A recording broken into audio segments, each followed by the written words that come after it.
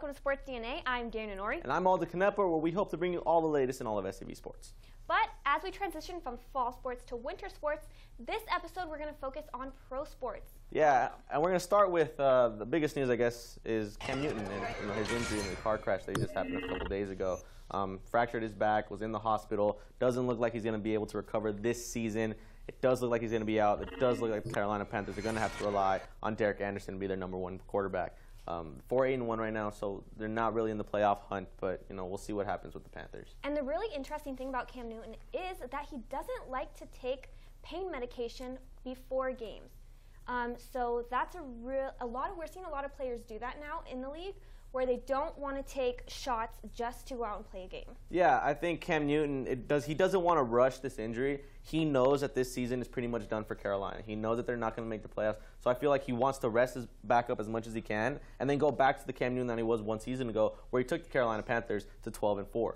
This season, he did have quite a few injuries already. He had his ankle, he had his rib, and now he just got into a car accident, which that wasn't his fault. I think the biggest thing with Cam Newton is he wanted to make sure that the Carolina was in the hunt for the playoffs. Right. He wanted to make sure that they were there. Quit. He didn't exactly. Yeah. But with the tie, with 8 losses, that's not a record you're going to have to see and make it the playoffs. Right. Unfortunately, NFC they have really strong teams this season, so I don't think Carolina is going to make the playoffs at all. So I think that's why he's Fortunately, though, for the Panthers, I think that Derek Anderson is one of the top backup quarterbacks in the league. So they definitely have that on their side. Derek Anderson, I think, is going to have a great game. And he started with week 1, and they actually won that game. Yeah, I think the beautiful thing about Derek Anderson is he can run Cam Newton's offense, which means it's kind of that option. He can run the ball just as well as Cam Newton does. Obviously not as good as Cam Newton can, but he can run it. So he can do the things Cam Newton can, just obviously not the Cam Newton. And Cam Newton is definitely a strong leader on the Panthers. Definitely. So this will be a good situation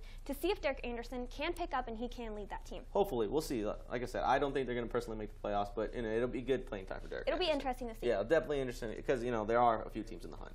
So. Speaking of football, we definitely have seen Shane Vereen last week. Yeah. What's up with him? So LeGarrette Blount, released by the Pittsburgh Steelers, automatically picked up by the New England Patriots. So what we saw Shane Vereen do is kind of take that receiving back role. So what he's in there for is he's in there to catch every ball instead of LeGarrette Blount. He had 3 receptions last game. 3 receptions for 30 yards, as long as it was 15 yards. Right. So he did play a very, very good game.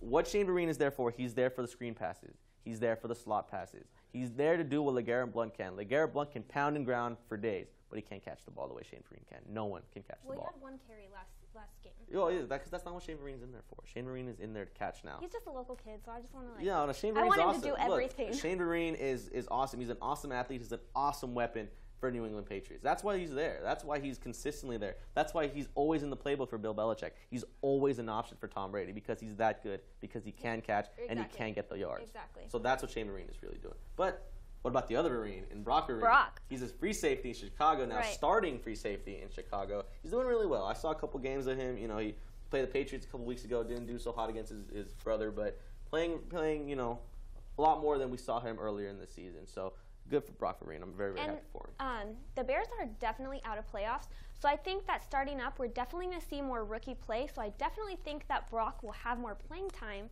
as the season progresses and they're out of the playoffs. So. Moving on from the field to the pool, let's talk about Abby Weitzel. What's up? Abby Weitzel, we've seen her locally. She swam for Saugus, and now she's swimming for the U.S. team, and they are in Qatar this past weekend, where she not only broke 1, but she broke 2 records, one being an American record and the other being a world record. So and she swam with somebody else who's going to be swimming for Cal Berkeley. Going to Cal Berkeley, they're a really, really good program. I find that Abby Weitzel is a phenomenal swimmer. She's a phenomenal athlete, phenomenal talent. I think that she's going to have a definite Olympic future. I see her in the Olympics. I see her bringing a medal to Santa Clarita, and that's really good for her. Really good for her breaking those records. I'm honestly really surprised that she is going to college, because she can swim at that Olympic level. If not, I think she's already there. Well, I think the beautiful thing about being a college athlete is you can still technically qualify to be an Olympian. See, because but they train so much differently. College versus Olympic, they train so much differently. So she's going to have, once she goes to the Olympic level, which she is for sure going to go to, she's going to have to learn completely new things. So I'm actually really surprised that she's Well, she's a natural talent in the water. I think, you know, even though, yeah, you say like everything is different, but I think, you know, her natural ability in the water is going to still take her to that Olympic level. I still think she's going to find it. I think she'll find the niche. Coming up after the break, we'll have Matt Robinson in, along with a special guest, to talk about baseball winter meetings. Stay tuned.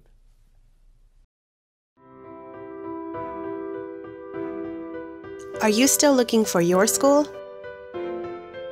College of the Canyons is located on scenic rolling hills with competitive programs such as new media journalism, state-of-the-art sports facilities,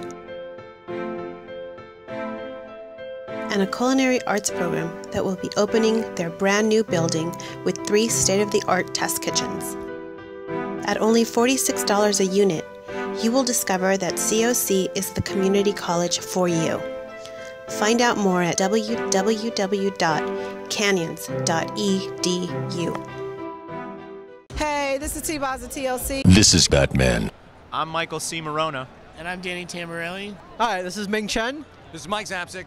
Hi, it's Louis Anderson. I'm Weird Al. I'm Florence Henderson. You're watching. And you're watching. And you're watching. And you're watching. And you're watching. And you lucky people are watching Cougar News. Cougar News. Cougar News. Cougar News. Cougar News. You're watching Cougar News. and I'm a cougar. Stay tuned. Welcome back to Sports DNA. I am joined by Matt Robinson as per usual, but my special guest, Justin Mawson, also the producer of Sports DNA. Welcome. Director. How's it going? Out from behind the camera today. That's right. Making my debut. All right. Very scary. We're talking about something very special here today. The winter meetings going down in San Diego. What's going on, guys? Lots of stuff going on. Even though it's been kind of slow for the most part. Today's picked up a little bit. Yeah, definitely. Jason Lester. John Lester. John Lester. Sorry, Yeah. thank you. John Lester signed today. Big signing in Chicago. I think really comes down to the fact that he wanted to go play for Joe Madden. That's what a lot of people are saying. Joe Madden, a very, very, very strong, talented manager. He's in Chicago. I mean, where else would you want to go play? Well, also don't forget, who else is in Chicago? His boy Theo Epstein, who was a GM of the Boston Red Sox for quite a while. So, helps it. I mean, I think that's another draw for Lester to go there. And since Lester went there, that's also all dominoes are going to start falling now because Lester's probably the biggest name in the market. And now that Lester's found a team, we're going to see, just like the Dodgers are right now. Biggest name and biggest contract. I mean, was it 6 years? How many million? 6 years, $155 million. And it's a lot of money, and it's a lot of money for a good pitcher. He's a very strong pitcher in Major League Baseball. He throws the ball very hard. One of the best pitchers out there. Probably one of the guys that probably should have been on a team to have a chance to win the World Series this year. Got traded to Oakland, had a very good chance, just couldn't figure out to put away. And now in Chicago, rebuilding the club there and really helping out with Theo Epstein, who's a wizard when it comes to finding roster guys. So a big player there. Not only that, right across town in Chicago, the White Sox, they're building their team as well. I mean, they got Samardzija, big time. David Robinson. So they got some help starting and in the bullpen. So I think they're starting to fill their gaps where they were lacking towards the end of the season. Chi-Town's becoming a scary baseball town right now. They're pretty good now. You got Lester, like you said. You got Samardzija in there now. It's a tough division there in that tough area there in that Chicago region. Yep. Let's pull it a little more locally, guys. The Dodgers are on the talks right now. What's going on with them? Well, they made a trade today. Trade for Jimmy Rollins. Yep. I think it's a good trade. I don't know about you, Justin. Well, it depends on who they gave up. If they gave up any top prospects, like we were discussing Corey Seager, which is who pretty much they're it's trading. A bridge gap. Yeah, they're bridging to Corey Seager. So obviously they probably didn't trade him away to get Rollins. We're still waiting to see who they traded away. But if it's like if it's a Urias, the young 18-year-old fireballer, to me that's a no-touch guy. Yeah, hopefully they haven't traded away some of their young prospects for just a band-aid until their prospects are ready to come up to the big leagues. Well, and I think the big thing is Rollins is a guy that he gets on base. And that's one of the big things that the Dodgers are looking for in their new regime. Both GM player personnel head guys looking for guys that get on base. That's a big thing. Dodgers don't have a lot of guys that get on base. And as we said, he's a bridge to Corey Seager. Corey Seager is going to be shortstop of the future. And I look 2 years down the road, Corey Seager's in the lineup every day. And see, and that's fine that they're getting Rollins. I'm sure he's a great guy in the clubhouse. I'm sure he's going to be a good leader. Dodgers need a good leader, a good veteran leader. The problem is for me they're not addressing their issue, which is their bullpen. Their bullpen was terrible, and that's what cost them the playoffs, and that's what cost them a lot of games this season. Even though they won 94 games, what would it have been if we had a strong bullpen? You know, how far would they have gone in the playoffs? Well, I think they're going to address that. I think they're going to address that, but then they're going to do it in a roundabout way. You look, James Shields is on the market. Cole Hamels is on the market. Two big starting pitchers that the Dodgers want to add to. I think by adding those guys in the starting rotation, you can take guys who are down lower in that rotation and put them into that mid-reliever spot, guys that can get you to your closer, get you to Kenley, get you to those big guys at the back end of the bullpen. But at the same time, they did miss out. They missed out on Zach Duke. Big-time prospect could have signed. Missed out on Pat Neshek, pitched for the Cardinals. I mean, these are guys that the Dodgers did not go look for, did not go try and get to. I mean, we don't know the ins and outs for, say, what they've been talking about, but guys definitely they're missing on. And they need to go find that reliever, like you were saying, Justin, if they want to have a chance to win some games. You know, want to have a chance to win the World Series, that's what you need right now. Absolutely, because, you know, closing wins games. It's true. I mean pitching wins games in the playoffs. Pitching, exactly. Pitching. I mean, you know, not much going on the other side of town. I don't think. The Angels do anything yet? No. Do you know? Well, the Dodgers actually traded Drew Butera to the Angels for cash considerations, and I think a player to be named later. Nothing huge. I know even further south, the Padres were in talks of possibly getting Matt Kemp from the Dodgers, which personally I don't think Dodgers need to trade away Matt Kemp. I think there's still a lot of talent, still a lot of gas left in the tank for Kemp. I think it depends on what you get back for him. Yeah, I think if he going to San Diego wouldn't be a good trade because I don't think San Diego has the players to offer. Well, they do have a power hitting catcher, and that's what they wanted. Yeah, they're talking about getting Yasmani Grandal, who is a power hitting catcher. He hasn't done a whole lot in San Diego as far as his power goes, but he's raw. Well, I think at the same time, giving him to San Diego is going to take most of your salary off you. The Dodgers' biggest thing if they're going to get rid of Matt Kemp is they're going to try and dump salary. They're in a big-time budget crunch right now, I think, with their new regime. So by getting rid of Matt Kemp's big-time salary, if San Diego is going to be the only squad that's going to take that salary, that's who you've got to trade him to. Right. Where you don't want to trade within the division a big-time player like Matt Kemp, but you have to at that point. Because it'll almost be win-win for LA. I mean, they get rid of a big salary and they're getting young prospects back, and with that salary, they can push right through and sign guys like Shields and Scherzer even. And he's going to, I think Scherzer's out. I think Scherzer's going to go somewhere like Boston. I think he's going to Boston to play. We can all dream. Well, we'll see, guys. It is, winter meetings are always fun to observe. So thank you guys so much for joining us here. Hey, thanks as always. And then we'll be right back with Darian Norrie. We'll welcome her back to the studio. See you in a bit. When you're in the mood for endless Italian dishes, Vincenzo's Pizza is your one-stop shop. From their hand-tossed thin-crust pizzas, to their meaty Chicago dogs and their toasty sandwiches, to their creamy chicken Alfredo pasta. I love their chicken Alfredo pasta. Vincenzo's New Hall has exactly what your appetite desires. With fresh ingredients, 12 cold beers on tap, and live entertainment on the weekend, you will not be disappointed. Vincenzo's Pizza, inch for inch, the best pizza in the Santa Clarita Valley.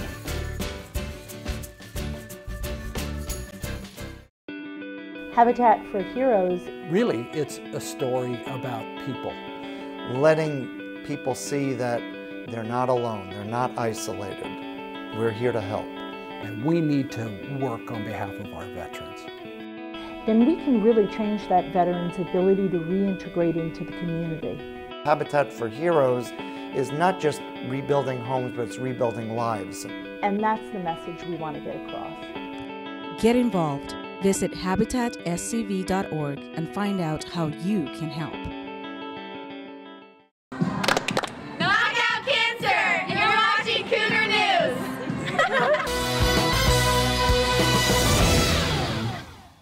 Thank you so much, Justin and Matt, for joining me and discussing the winter meetings. We're going to stick with the pros now. We're going to move on to football.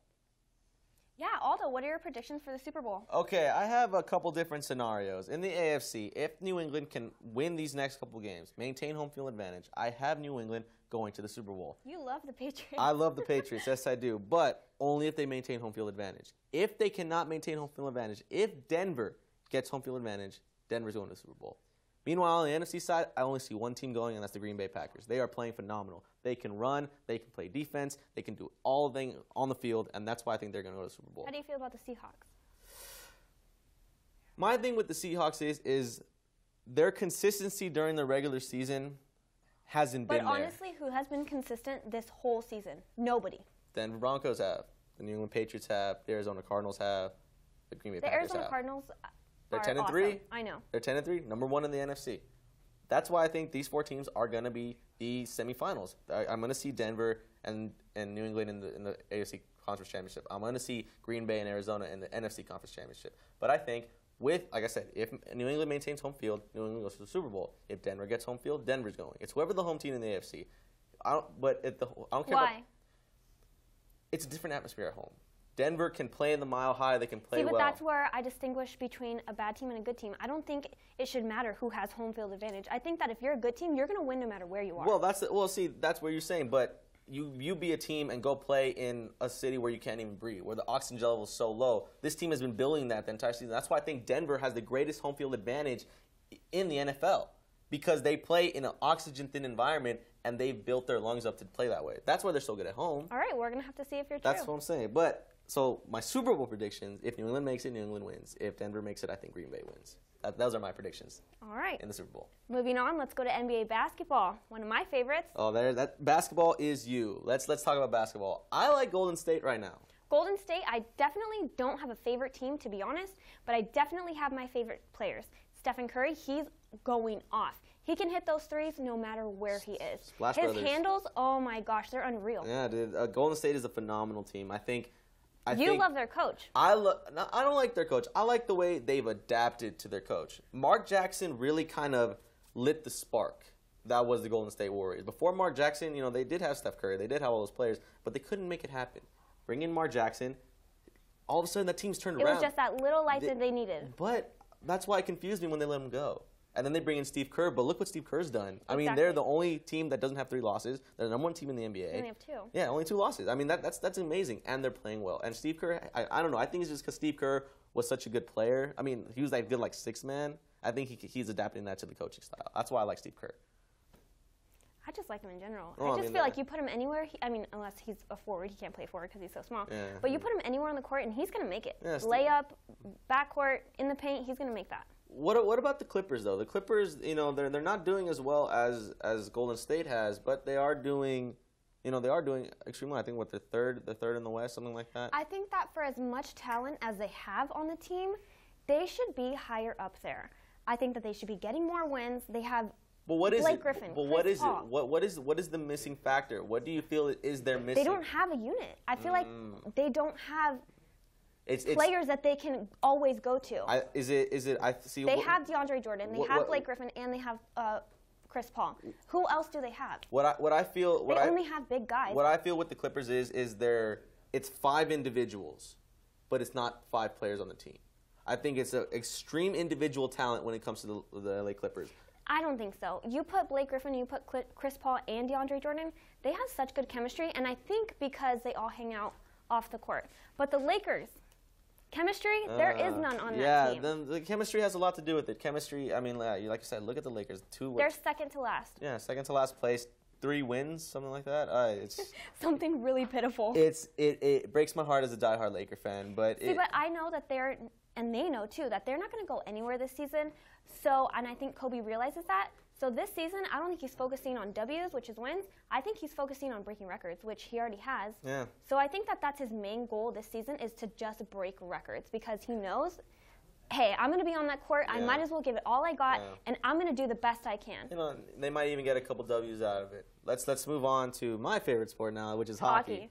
I have right now. It's early season in hockey. I think the best team in the NHL right now is Chicago Blackhawks. They are playing phenomenal. In California, and Santa Cruz is going to hate me for this, but I think the Anaheim Ducks are the best team in California right now. They are second in the ESPN Power Rankings. They are second in the NHL. Are you a little biased on that? No, and I'm going to tell you why.